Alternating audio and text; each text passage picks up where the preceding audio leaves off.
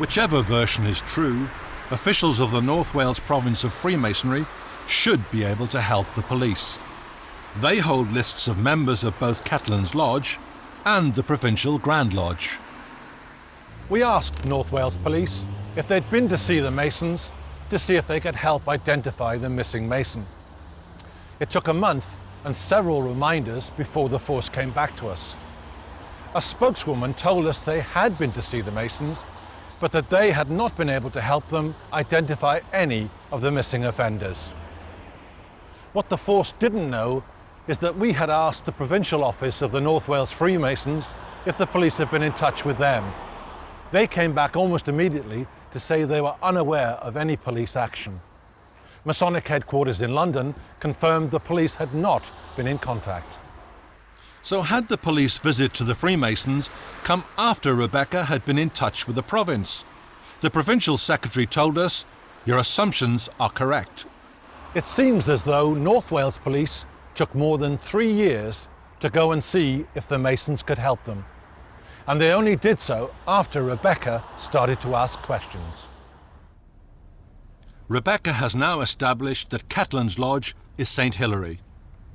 He was also a member of a chapter of Royal Arch Masonry called St. Gogarth. Both meet here at the chapel that was converted to become the Freemasons' Hall in Llandudno.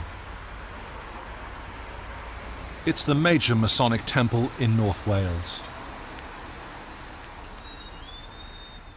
Ketland was also a member of an English lodge called Hilbury, which meets in Neston in Cheshire.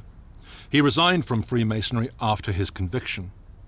It seems North Wales Police have their doubts about Ketland's missing Masonic abuser. Ketland would not cooperate with the police, therefore it's not possible to say whether there was a Masonic connection. We went to talk to Raymond Ketland. Morning, Mr. Ketland. Paddy French from Rebecca. Can we talk at all?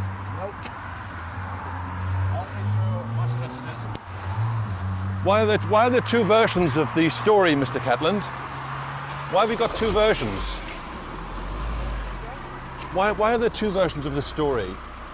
Well, did you, in your police statement, did you tell him this man was a member of the same lodge? No. Not at all? Not at all. It's never been said by me. If it had been from my lodge, my ex-lodge, it would have been easily identifiable. Indeed, indeed. Never mentioned that. He's never been in my lodge. Just one point, and that's if I could find this man, I would find him, because that would give my wife closure. Okay, I understand that, thank you. That's it, but he's never, ever been there.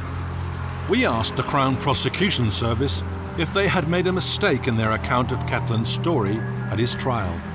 They were not able to answer the question. This is not the first time that North Wales Police have had problems answering questions that involve Freemasonry.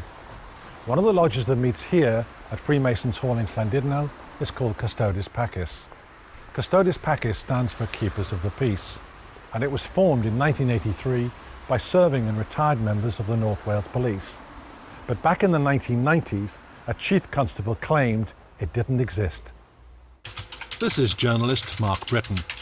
He was first told about the existence of the police lodge in 1995 when he was the editor of a North Wales newspaper. When it was suggested to me that there was actually a Freemasonry lodge exclusively for serving and retired police officers, my first reaction was one of incredulity. At the time, there was a new chief constable in North Wales, Michael Argent. I thought that he ought to be made aware of the existence of a lodge, and then I wanted to know from him whether he thought that the existence of such a lodge was compatible with membership of a public service such as the police. The journalist wrote to ask for an interview, and also asked the new chief constable if he knew about the lodge. He told me that, to the best of his knowledge, having received my letter asking for the interview, that he'd made inquiries and that, to the best of his knowledge, he could find no evidence of a lodge.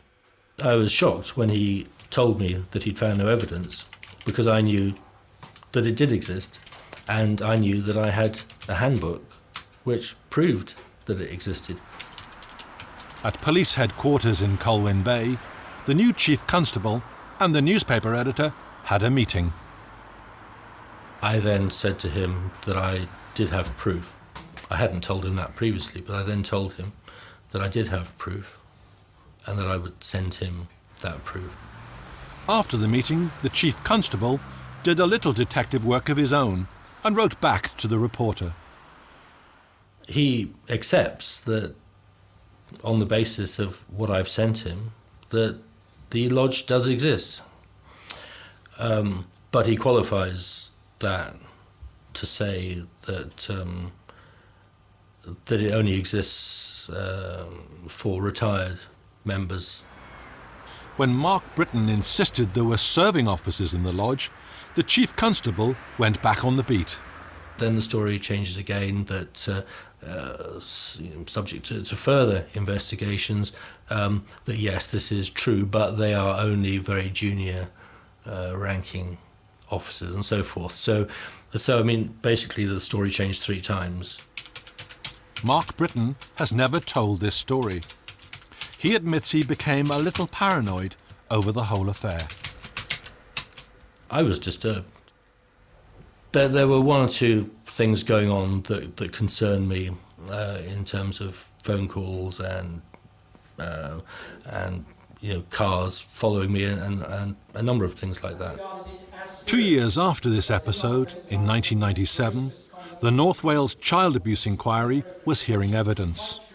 The tribunal had been set up because there were fears that child abuse allegations had not been investigated properly. This was by far and away the most important story in North Wales. In my time, it was more than a story. It involved the whole fabric of society in North Wales. One of the issues the tribunal was examining was the degree to which Masonic influence had penetrated the North Wales Police. Sir Ronald Waterhouse, a retired High Court judge, was the chairman of the tribunal. None of the police witnesses who came before the tribunal told him about the existence of the police lodge. I believe that regardless of the role of that lodge, that its existence should have been made available to the chairman of the tribunal. And the fact that the existence of this lodge and the whole possible role of Freemasonry in the inquiry was played down just gave weight, as I saw it, to the possibility that there was a cover-up. We wrote to Sir Ronald Waterhouse. He told us, "The tribunal has said all that it could properly say on the evidence before it in its report, and that it would be both unwise and inappropriate for me to comment further."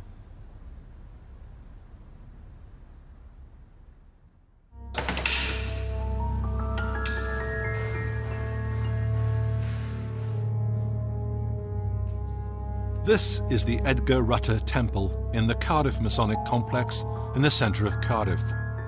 It's part of the South Wales province, which has a completely different attitude to secrecy compared with its North Wales counterpart.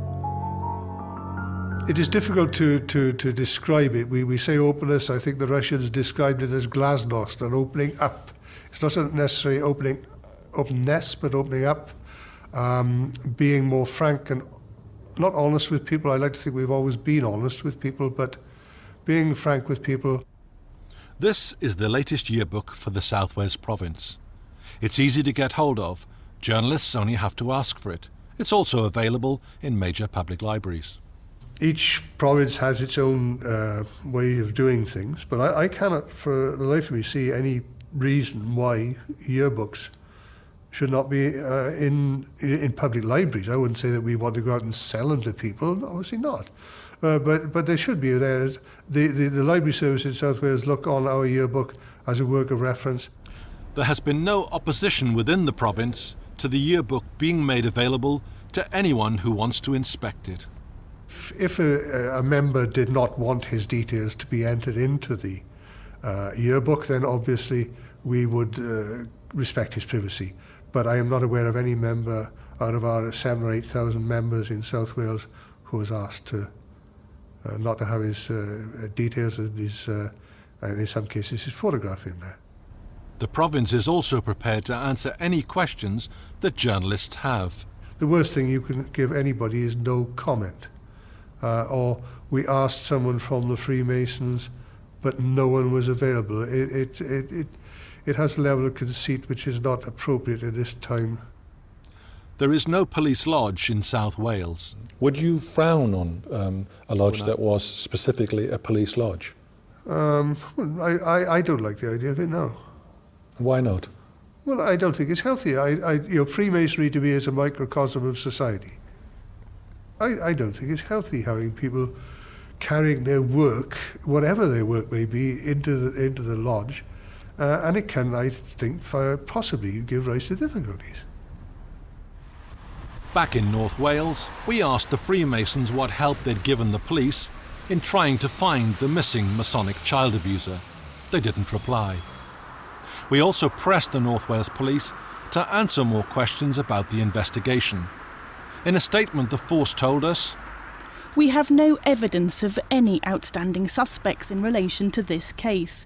There was some confusion in relation to a possible witness remaining unidentified, but we can confirm from initial and more recent inquiries that there is no connection with any Masonic lodge in North Wales."